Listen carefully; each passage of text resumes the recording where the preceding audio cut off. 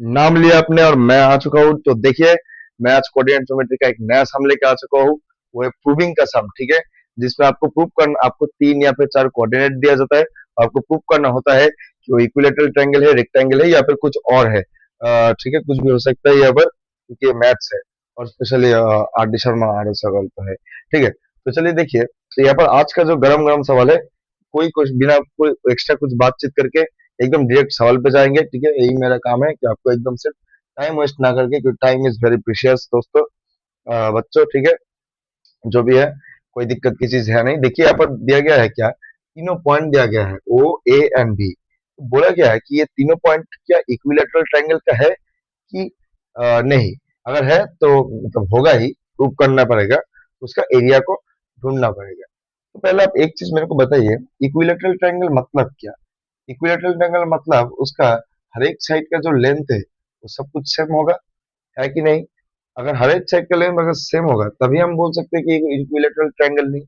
मान लीजिए ये हमारा ओ है, ये हमारा ए है, एंड ये हमारा बी है। ठीक है, तो हम ओ से ए तक का डिस्टेंस पहले निकालेंगे, फिर ए से बी तक का निकालेंगे, और फिर ओ से बी तक का डिस्टेंस निकालेंगे। अगर ये तीनों डिस्टेंस सेम हुआ तभी हम बोलेंगे कि हाँ, यह इक्विलेटरल ट्रायंगल का ही वर्टेक्स दिया गया है। ठीक है, तो ये डिस्टेंस हम निकालेंगे, मतलब उसको इक्वल करेंगे एक ही सिंपल फॉर्मूला से। ठीक है, मैं इसको रब कर लेता हूँ धीरे से। देखिए, तो क्या है, O A square is equal to A B square. O से ए तक का डिस्टेंस, फिर ए से बी तक का डिस्टेंस, फिर ओ से बी तक का डिस्टेंस। ठीक है, तो ये जो फॉर्मूला है, ठीक है, ये इसको यूज करके ही हम जो है प्रूव कर देंगे। ठीक है, मैं फिर से आपको एक बार यहाँ पर ड्रॉ कर लेता हूँ रेफरेंस के लिए। ठीक है, ओ से बी तक का डिस्टेंस, फिर ओ से बी तक का डिस्टेंस, मतलब ये वाला डिस्टेंस। देखिए, हम क्या करेंगे, ये जो फिर लिख लेंगे हम हमारा जो भी है नंबर्स। ठीक है, तो ओ और ए पॉइंट को ले लेते हैं पहले। ठीक है, तो ये क्या हो जाएगा हमारा कि तो जिसका मतलब मान लीजिए ओ से ए तक का डिस्टेंस निकालेंगे, ए हमारा बाद में है, तो ए का कोऑर्डिनेट्स पहले लेंगे, फिर ओ का लेंगे। ये 3 - 0 होल स्क्वायर प्लस √3 - 0 को फॉर्मूला पता है, x1 y1 आपको ऑलरेडी मैं सिखा दे चुका हूँ। अगर आपने नहीं सिखाया है तो कोई बात नहीं, आप प्लेलिस्ट में जाइए, पहला वीडियो देख के फिर यहाँ पर आ जाइएगा, उसके बाद ही काम होगा। ठीक है, पहले आप साग सब्जी खा के आइए, फिर बाकी बातचीत होगा। ठीक है, कोई बात नहीं। तो फिर y2 - y1, यहाँ पर √3 - 0 होल स्क्वायर। ठीक है, ये हमारा हो गया ओ स्क्वायर। फिर हमारा ए बी को मारेंगे, ए और बी, 3 - 3 होल स्क्वायर प्लस -√3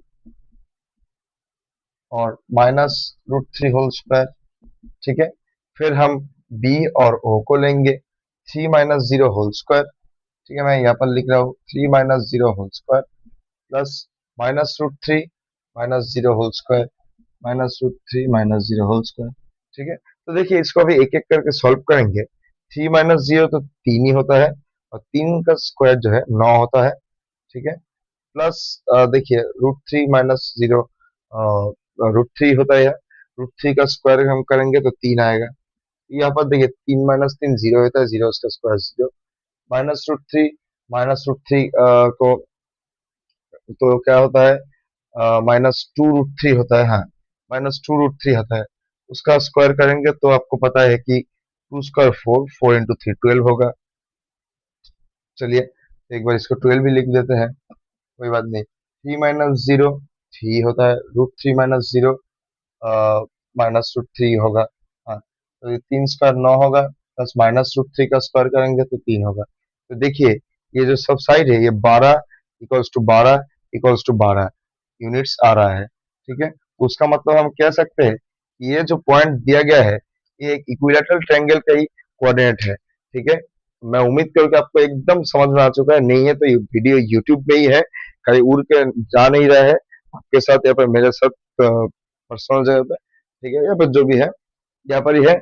बार बार देखिए वीडियो को, और अच्छे से, क्योंकि ये सम आएगा ही, पक्का आएगा। एक या 6 देखिए पार्ट चैप्टर ब्रॉड क्वेश्चन 4 से 6 नंबर का आता है, ये पक्का आएगा ही। ठीक है, तो ये उठा लीजिए, आप इसका स्क्रीनशॉट ले लीजिए, मैं उसको रब कर दूंगा।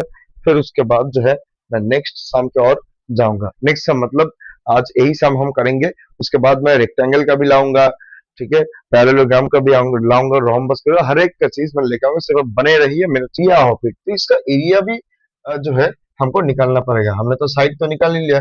साइड हमारा क्या है, साइड जो है हमारा 12 यूनिट है, 12 यूनिट, ठीक है।